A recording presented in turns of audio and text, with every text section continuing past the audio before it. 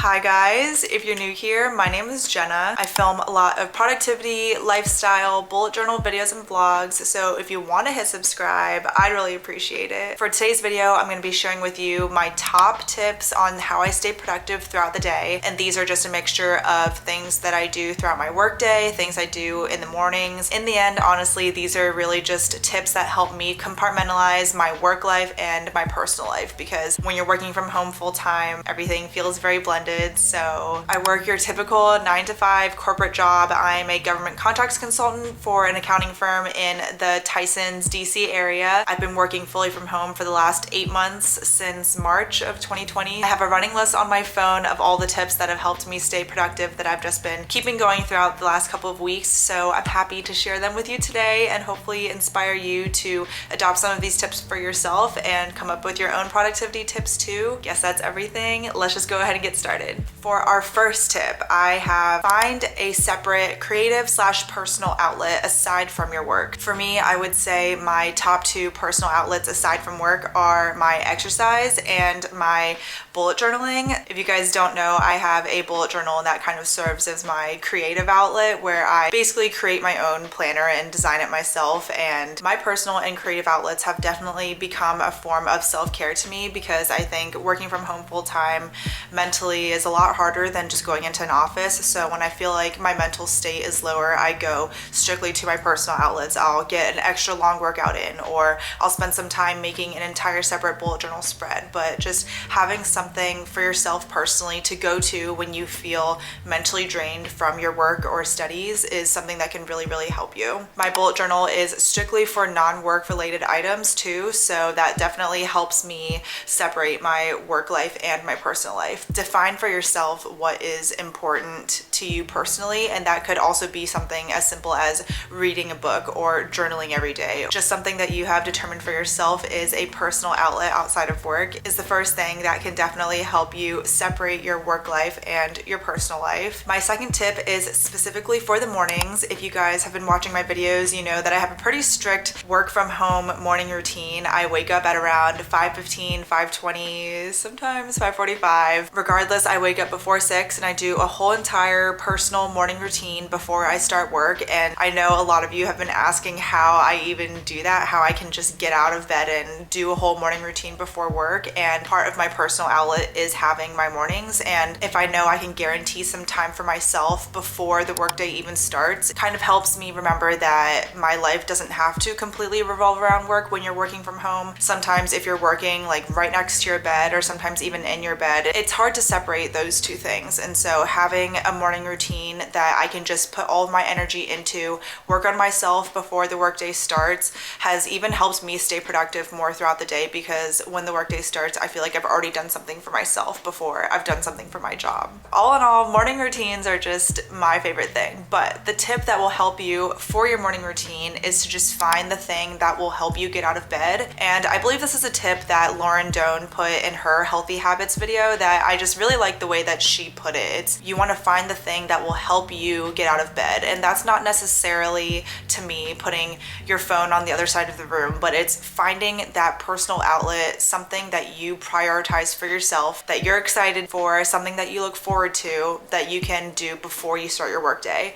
Like I said before, my personal outlet is my exercise routine, and I know that if I can get my morning workout in before work, I instantly feel rewarded. I feel like I've put a lot of energy into something and I've done something for myself before I even start my job. So that's what helps me get out of bed before 6 a.m. I think for Lauren Doan, she mentioned that for her, it was her morning cup of coffee. Just defining that thing for you that will help you get out of bed is another good tip for your mornings. The rest of these tips are specifically for work or your studies if you're a full-time student. Finding something to look forward to either before or after work. This kind of all relates, but like I said, for my exercise, that's what I really look forward to before work. Honestly, the thing that I look forward to after work is my glass of wine. I like save my glass of wine or mocktail or whatever it is, but for me, it's a glass of wine. I save that for once the workday ends, and just knowing that as the day goes by, I'm getting closer and closer to my end of day reward, like my glass of wine. That is something that significantly helps me too. My next tip is finding a designated workstation and non-workstation. So if you guys have watched my morning routine, you guys guys know that I'm pretty strict on making my bed first thing in the morning because I already feel like I've accomplished something, but also it helps me not get back in my bed. And in doing that, I've kind of designated my bed as a non-workstation. Honestly, there are definitely days where I do feel like I can work in my bed, but that's honestly really rare that I ever do work from my bed. For the most part, my bed is a non-workstation and just helps me compartmentalize my work brain and my personal brain. So when I'm in my bed, I'm not thinking about work. It's something that is important to me. I'm sure it's on every single video to make your bed, but it's part of the reason of how making your bed can really help you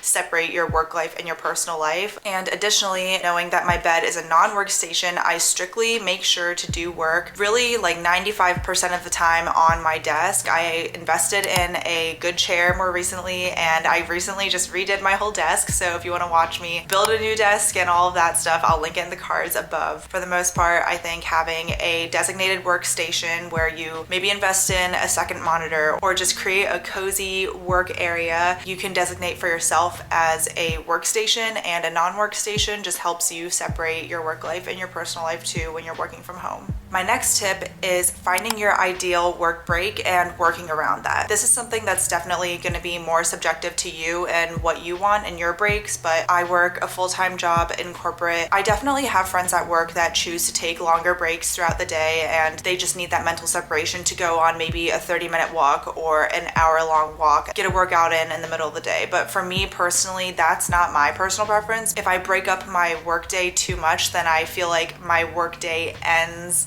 a lot later. So I know what works for me personally is just taking shorter breaks throughout the day. Something that helps me a lot when I'm finding those short breaks is literally as simple as opening my balcony door and just stepping outside, leaving my workstation for 5 minutes and just getting a breath of fresh air. I'm not really going on a walk, but I'm leaving my desk for 5 minutes and I'm stepping outside, take a mental break for a second, and then come back to work. That's something that helps me. Having a midday work treat is something that helps me a lot too. When you're working an 8 to 9 hour day, when you hit that sweet spot of that afternoon slump and you don't know what to do, something that helps me a lot is having a midday treat. So I'll have a cookie or a piece of candy or a snack overall that makes me happy and something that I can look forward to as my mid-afternoon slump is definitely taking its hit. You guys know that I like to have a second cup of coffee as well. I'm not sure if I would really recommend that. I like having my afternoon coffee around my midday slump, and it's stuff like that. Short breaks for me work best because then I can stay productive throughout the day and really have my personal life after the workday ends once I feel like I've done all of my work that day. So it really is just a matter of what works best for you, and I think just even taking a moment to decide that for yourself is something that we don't really do that often either. When we're working from home, everything just feels so blended and you just get out of bed and start work, and then before you know it, it's 8 p.m. and you don't know what you did that day. Writing it down, putting it on your note section in your phone, but just defining for yourself what your ideal work break is, you can work around that. So if you do know that you like to take longer walks throughout the day, or if you want a longer break to get a workout in or whatever it is, maybe you can start your work day a little bit earlier so that you can end your work day around a normal time. But like I said, for me, I like taking shorter breaks because I feel like I can still have a whole entire evening to myself after work on a normal day.